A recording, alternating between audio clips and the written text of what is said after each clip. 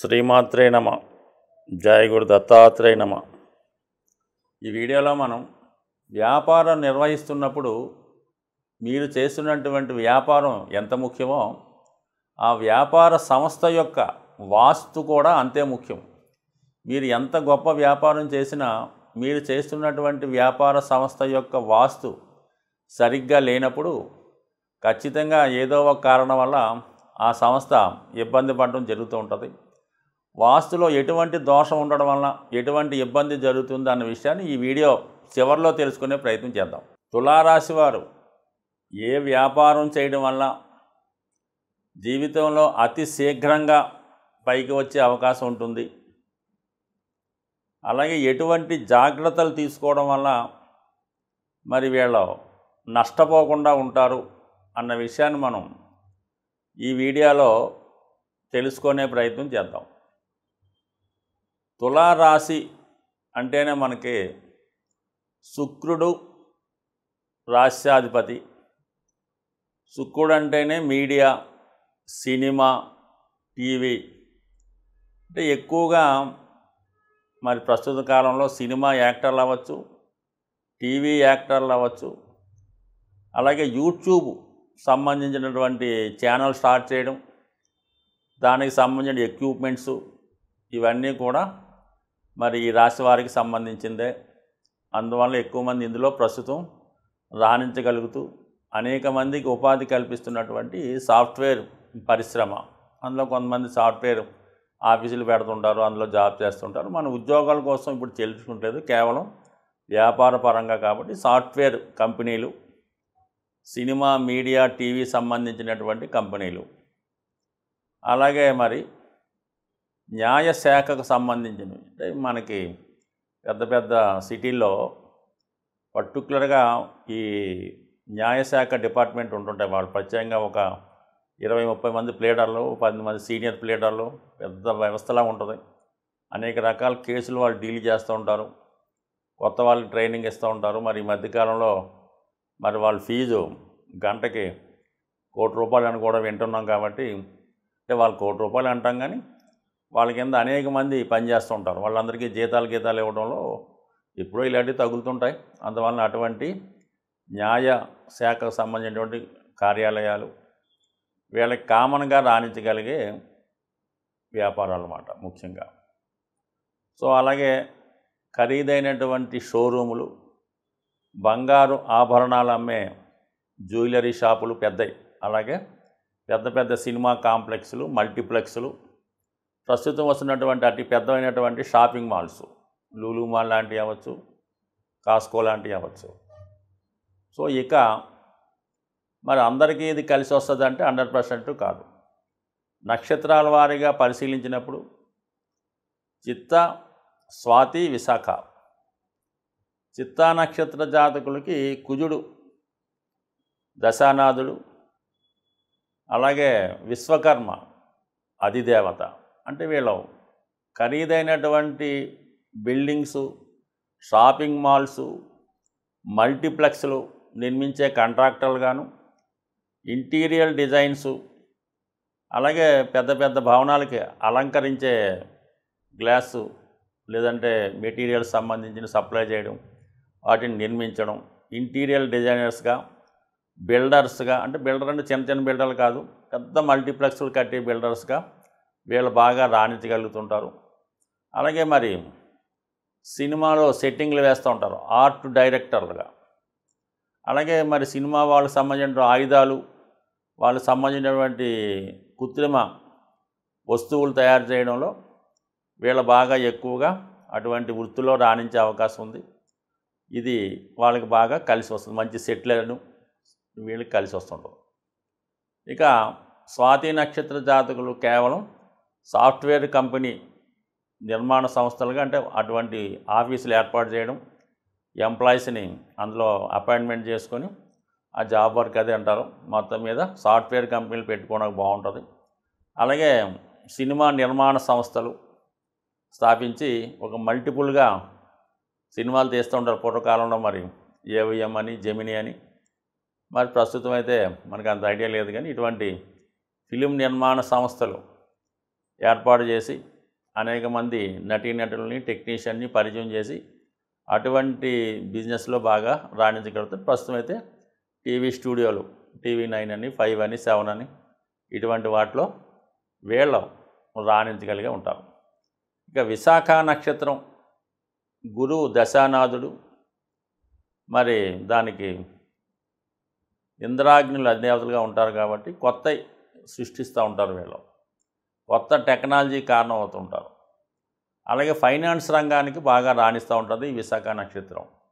Banking finance సంస్థలు స్థాపించడం, దాన్ని బాగా విస్తరించడం, అనేక రకాల బ్రాంచీలు ఓపెన్ చేస్తూ ఉంటారు.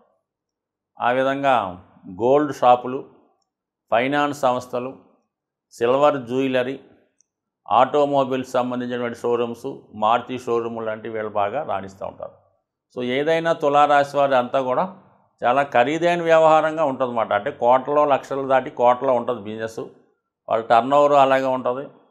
వాళ్ళు సెలబ్రిటీ రంగానికి చెందినవారు కాబట్టి ఆ విధంగా చేయగలిగిన వారే వీళ్ళు అందులో బాగా రాణించగలుగుతూ ఉంటారు. కాబట్టి మరి జాగ్రత్తగా వీళ్ళు ఎక్కడ నష్టపోతారంటారంటే ఈ తులా రాశికి సంబంధించిన వాళ్ళ వ్యాపారంలో వాళ్ళకు వచ్చినటువంటి ఆదాయం కన్నా ఎక్కువ ఖర్చు రావడం జరుగుతుంటుంది. ఒక సంస్థకి ఒక నెలకి ఒక 50 లక్షల ఆదాయం వస్తుంటే ఆ జీతాలు అద్దులు కలిపి 70-80 లక్షలు అవుతుంటుంది. చూసిన వాడికి బాగా నడిచినట్టే ఉంటుంది.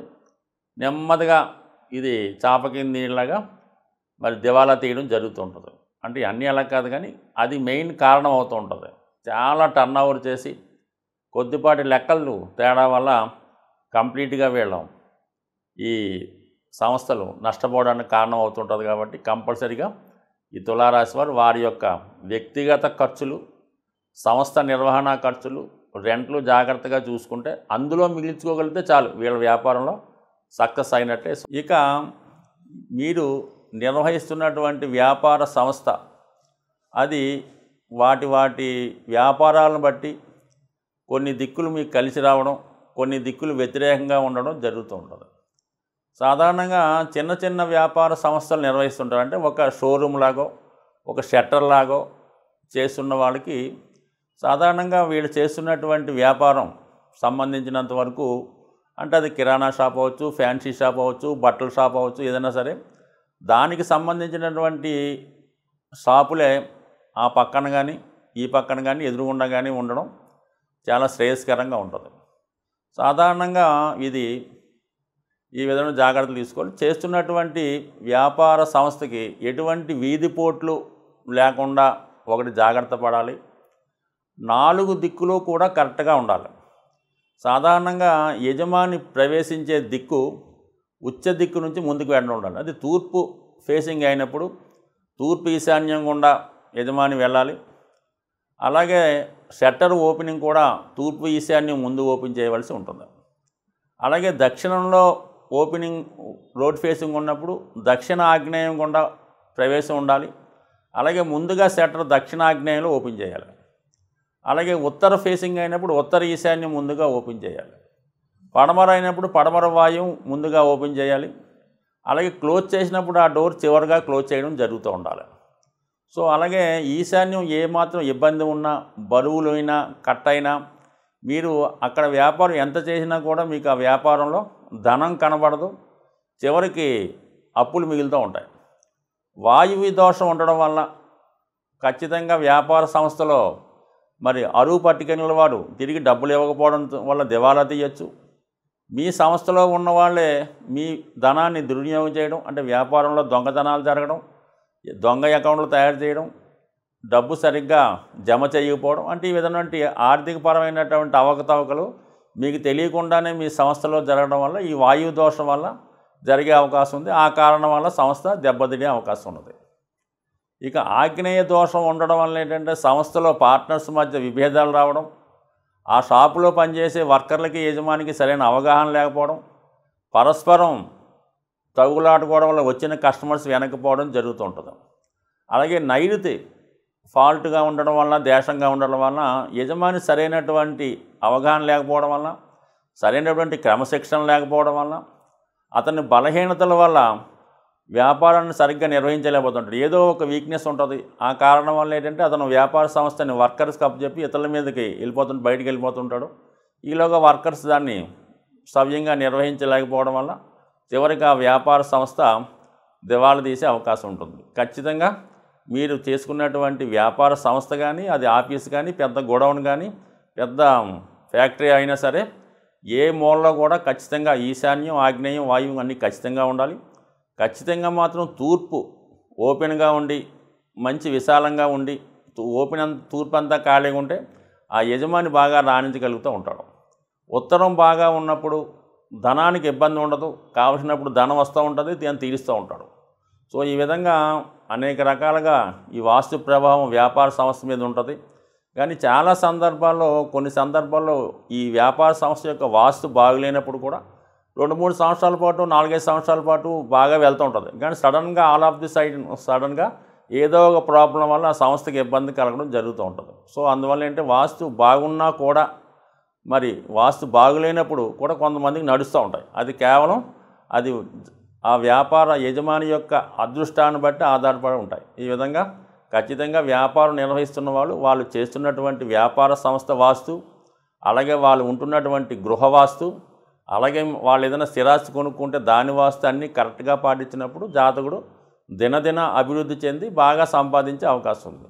ఇదిగా ఏ విధమైన లోటు ఉన్నా ఖచ్చితంగా అది ఏదో ఒక రోజు, ఏదో ఒకనాడు ఎవరి మీద ప్రభావం చూపించి ఇబ్బంది కలిగే అవకాశం ఉంటుంది. స్వస్తి.